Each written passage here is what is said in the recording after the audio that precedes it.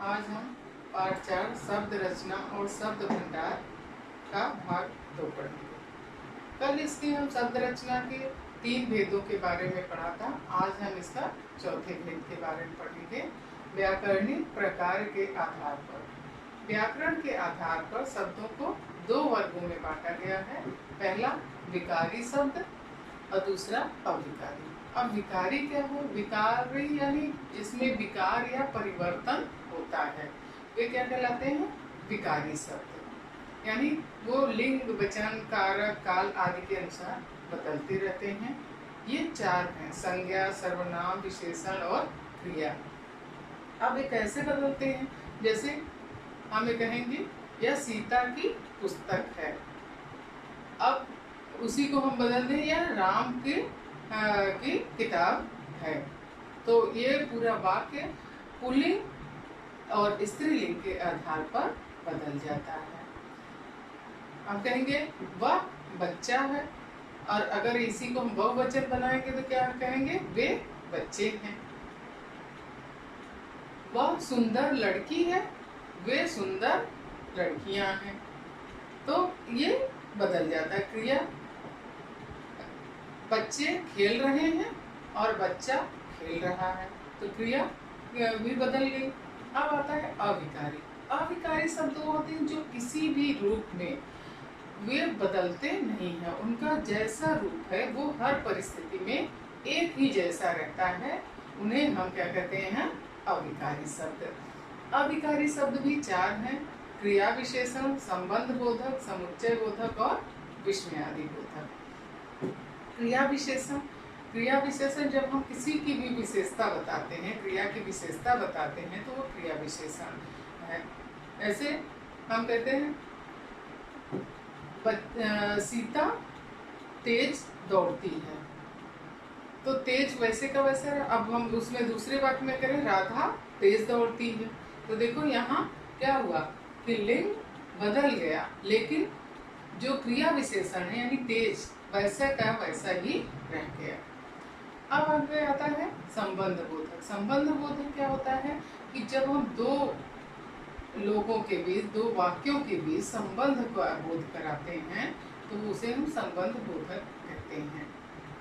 जैसे मेरे घर के सामने, स्कूल के सामने, तो ये शब्द चाहे वो घर के सामने करें, स्कूल के सामने, तो के सामने वैसे का वैसा ही रहा।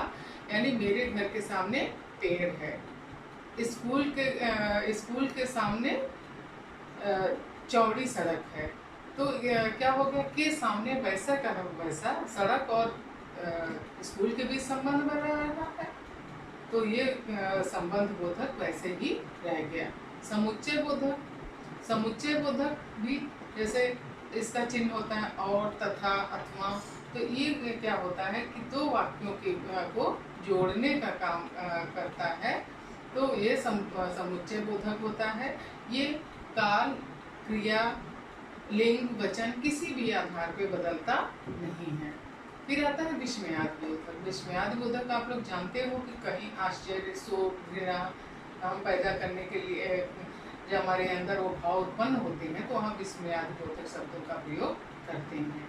तो ये न तो लिंग, वचन, काल के अनुसार बदलते नहीं हैं, ये हर परिस्थिति में अपने स्वाभाविक रूप में ही रहते हैं।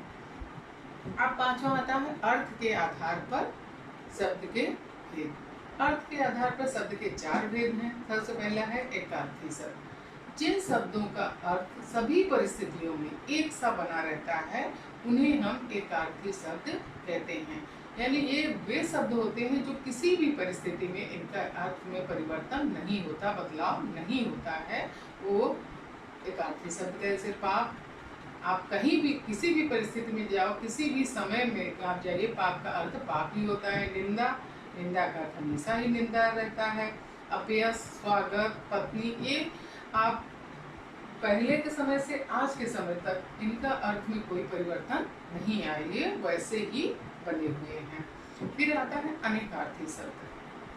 प्रयोग के अनुसार विभिन्न परिस्थितियों में इनके अर्थ में भिन्नता आती रहती है, तो इन्हें हम अनेकार्थी शब्द, यानी एक शब्द के कई अर्थ होते हैं। जैसे अंक। अंक यानी संख्या होता है, जैसे 1 2 3 4 ये क्या है, अंक है।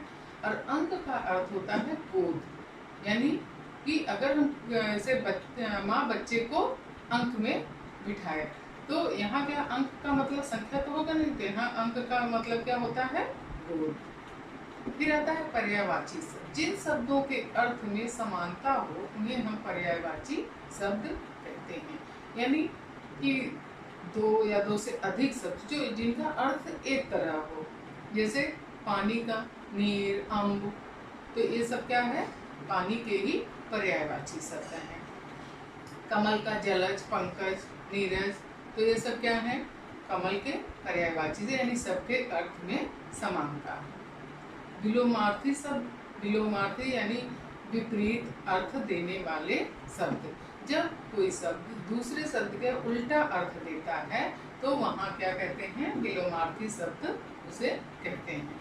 जैसे ऊपर नीचे, आगे पीछे, तो ये क्या हो गए, विलोमार्थी शब्द। अब ये तो हमने उसके 5 भेद पढ़ लिए। कुछ और भी शब्द हैं जो कि हमें शब्द रचना के महत्वपूर्ण अंग माने जाते हैं, उनके बारे में भी हम आपको बता दें। सबसे पहले वाक्यांशों के लिए एक शब्द। जब हम किसी वाक्य को संक्षिप्त में करके बोलते हैं तो उन्हें हम कहा जाता है वाक्यांशों के लिए एक शब्द। जैसे हम कहेंगे पानी में रहने वाला, तो हम इसको क्या एक शब्द में कह देते हैं, जलचर।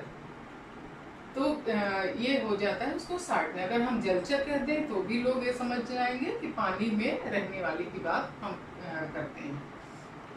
फिर आता है श्रम श्रुति भिन्नार्थक शब्द। ये वे शब्द होते हैं जो कि सुनने में एक समान लगते हैं लेकिन उनके अर्थ में भिन्नता होती है। जैसे अंक, अंग। अंक मतलब गोद और अंग का मतलब शरीर का के विभिन्न भाग। फिर आता है एकार्थी प्रतीत होने वाले शब्द। ये वो शब्द होते हैं जो एक जैसे प्रतीत होते हैं, जिनका अर्थ एक सा लगता है लेकिन वो होते नहीं है।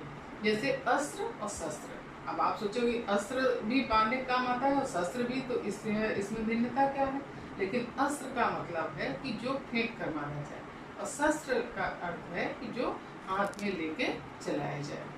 जैसे अस्त्र, भाला को हम क्या कहेंगे, अस्त्र, और धनुष शस्त्र। अवधारणात्मक शब्द ये वो शब्द होते हैं कि जिनका अलग से कोई अर्थ नहीं होता है। ये उदाहरण देने के लिए प्रयोग किए जाते हैं।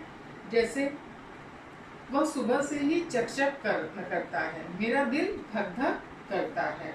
अब धक धक, चकचक, इन शब्दों का जब हम वाक्य में प्रयोग करते हैं तभी इसका कोई अर्थ स्पष्ट होता है। तो बच्चों आज के पाठ में बस इतना। अब अगले हफ्ते हम आपको के सामने नया पाठ लेते हैं।